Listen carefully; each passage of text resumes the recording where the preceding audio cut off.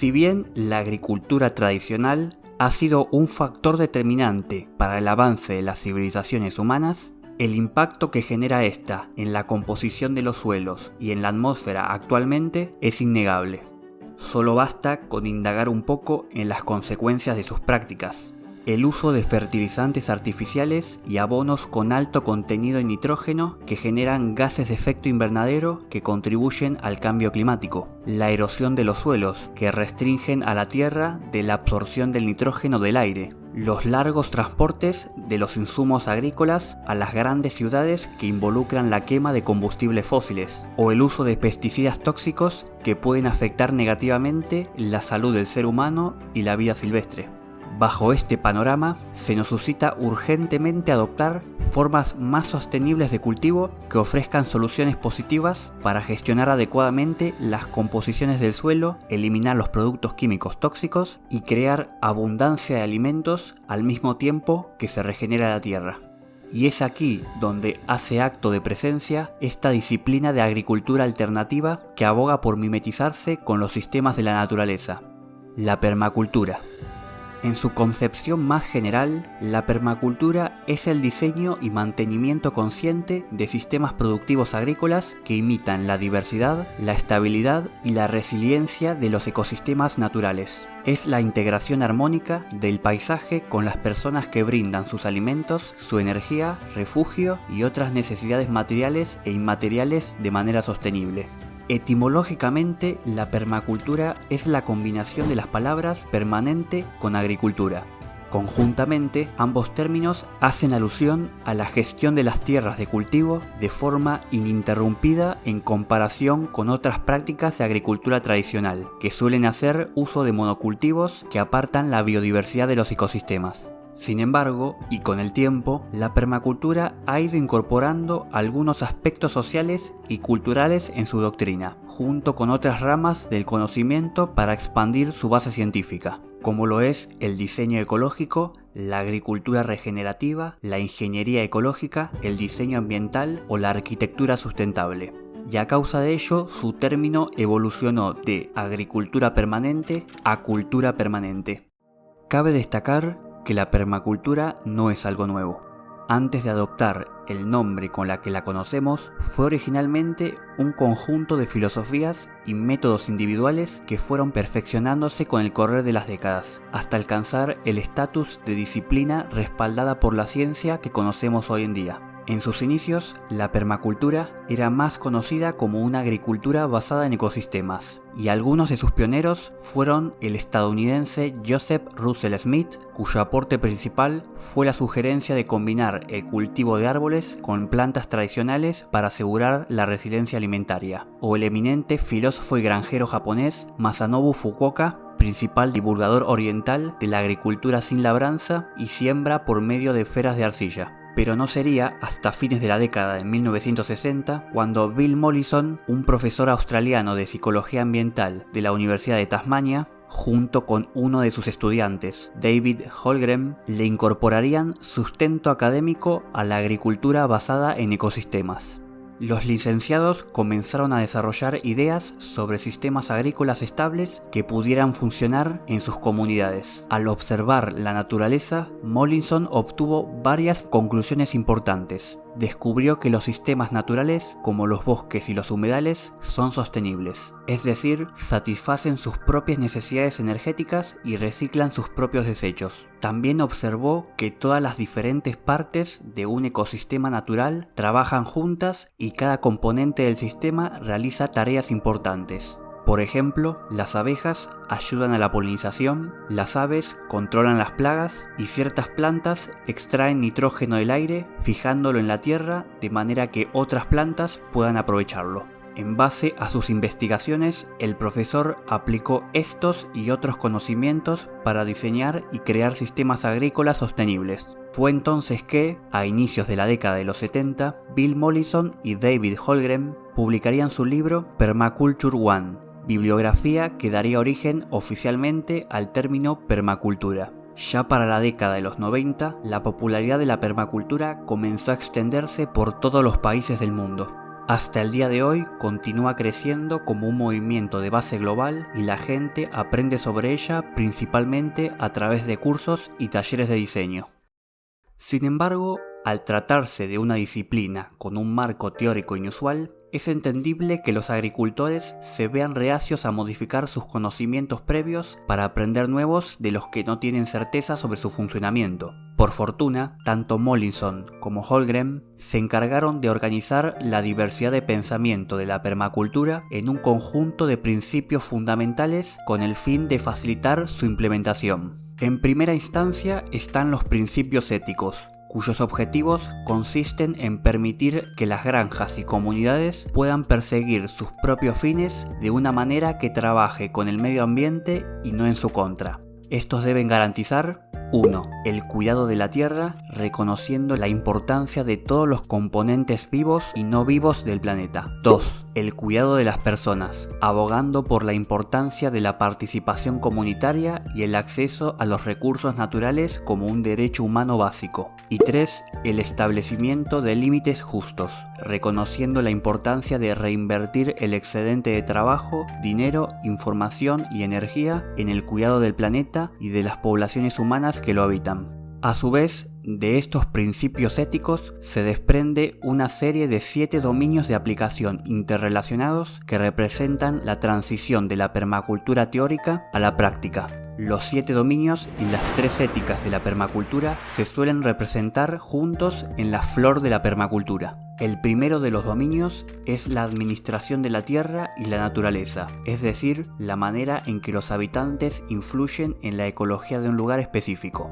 Por ejemplo, la agricultura ecológica u orgánica, la agroforestería, la acuicultura integrada, la conservación de semillas, la jardinería forestal, la gestión integral de pastizales como el pastoreo rotacional, la sucesión de plantas, la cosecha y la caza silvestre. El segundo dominio es la construcción. Esto incluye todo lo relacionado con el entorno creado por el hombre, incluyendo los diseños, las estructuras específicas y el proceso de construcción, como lo es la utilización de materiales de construcción naturales, recolección de agua y reutilización de desechos, bioconstrucción, el diseño orgánico y el diseño solar pasivo.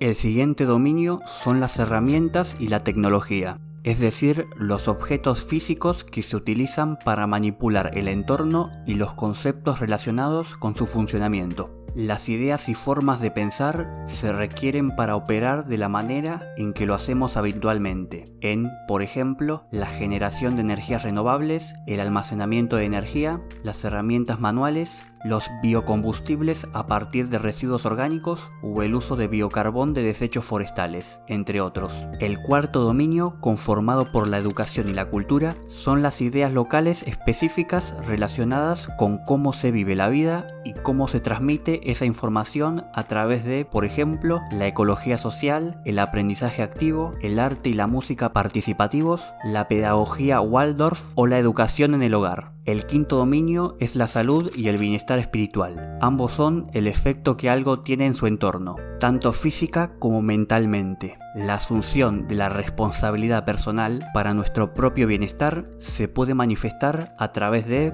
por ejemplo, la medicina natural, el renacimiento de la cultura indígena, disciplinas de cuerpo, mente, espíritu como meditación, yoga, tai chi, etc. Las finanzas y la economía involucran todos los métodos alternativos de intercambio de bienes y servicios desde el enfoque de la permacultura, como por ejemplo los mercados de agricultores, análisis de ciclo de vida, economía colaborativa, cuotas de energía negociable, monedas locales y regionales. Y por último, la tenencia de la tierra y gobernanza comunitaria hace alusión a la forma en que cada individuo participa en el mundo, región o pueblo que les rodea, las decisiones que se toman sobre un espacio y quienes están incluidos, como por ejemplo las coviviendas, ecoaldeas, cooperativas, tecnología de espacio abierto, título nativo y derechos de uso tradicional. Independientemente del dominio de aplicación en el que se esté, la filosofía base de la permacultura establece 12 principios rectores que definen la forma de actuar bajo esta práctica para garantizar la sostenibilidad. Estos son: observar e interactuar, Este principio establece que antes de emprender cualquier proyecto es importante primero prestarle atención al entorno. Las cosas se vuelven más sencillas si se trabaja junto a la naturaleza en vez de separada de ella. Capturar y almacenar energía. Al igual que los mamíferos que invernan y que recogen alimento durante el otoño, cuando se está de buena racha y los recursos son abundantes, es inteligente almacenar alguno de ellos para usarlos más tarde. Obtener un rendimiento. Se necesita cierto pragmatismo a la hora de practicar la permacultura. Hay que asegurarse que se están obteniendo recompensas realmente útiles como parte del trabajo realizado. Autorregulación y retroalimentación. Es de vital importancia detectar en qué prácticas se ha tenido éxito y en cuáles se ha fracasado, para garantizar una retroalimentación real y duradera. Utilizar y valorar los recursos renovables. Se debe aprovechar la abundancia de la naturaleza para reducir nuestro comportamiento consumista y dependiente de los recursos no renovables. Dejar de producir residuos. Siempre que se pueda, debe valorarse y dar uso a todos los recursos que están al alcance. Nunca nada debe desecharse. Debe replantearse el concepto de residuo. Diseñar patrones a detalle. Si se da un paso atrás, se observará patrones en la naturaleza y en la sociedad. Estos pueden formar la base de diseño con los detalles rellenados mientras se avanza. Integrar en lugar de segregar. Si se colocan las cosas adecuadas en los lugares adecuados, con el tiempo las relaciones entre esas cosas se desarrollarán y se complementarán para darse apoyo. Utilizar soluciones pequeñas y lentas. Los sistemas pequeños y lentos son más fáciles de mantener que los grandes. Es mejor optar por los primeros, así se aprovechan mejor los recursos locales y se producen resultados más sostenibles. Utilizar y valorar la diversidad. La diversidad reduce la vulnerabilidad frente a una serie de amenazas y toma ventaja de la naturaleza única del ambiente donde se reside. Usar los bordes y valorar lo marginal. No hay que pensar que se está en el sendero correcto solo porque es un camino conocido. Explorar más allá de los sitios que uno acostumbra puede traerle a uno nuevas ideas y recursos. Y responder creativamente al cambio. Puede obtenerse un impacto positivo sobre el cambio inevitable observándolo cuidadosamente e interviniendo en el momento preciso. En definitiva, la permacultura tiene todo el potencial para regular, resolver o evitar la mayoría de las prácticas insostenibles de la agricultura moderna. Sin embargo, esta práctica como tal no está exenta de críticas. Actualmente se debate si este modelo de agricultura ecológica es realmente aplicable a todos los ecosistemas, ya que no todos son igual de productivos o siquiera si es aplicable a escala comercial, por la baja velocidad de producción a diferencia de la agricultura tradicional. Estos son algunos de los desafíos que la permacultura deberá resolver en las próximas décadas. Sin embargo, según la experiencia acumulada a través de su implementación en varios proyectos alrededor del mundo, se puede mejorar la productividad de las granjas de permacultura en cualquier ecosistema implementando los diseños correctos.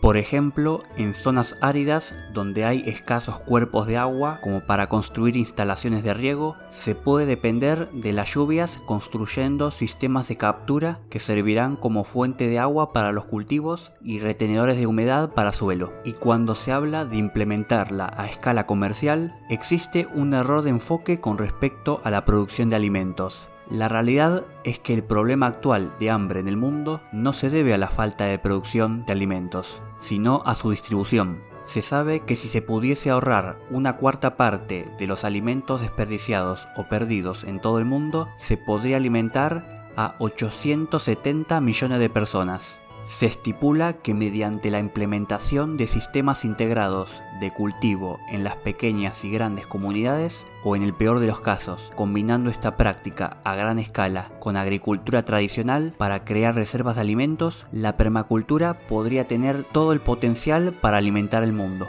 En definitiva, además de su potencial seguridad alimentaria, La permacultura también garantiza la diversidad, la seguridad de las semillas, la nutrición de los ecosistemas y comunidades más saludables. En lugar de resignarse al cambio climático y a los patrones atmosféricos erráticos, se necesitan diversas formas de trabajar y comprender los sistemas de flujo de recursos de la naturaleza, y la permacultura es una importante herramienta que puede proporcionar esas formas.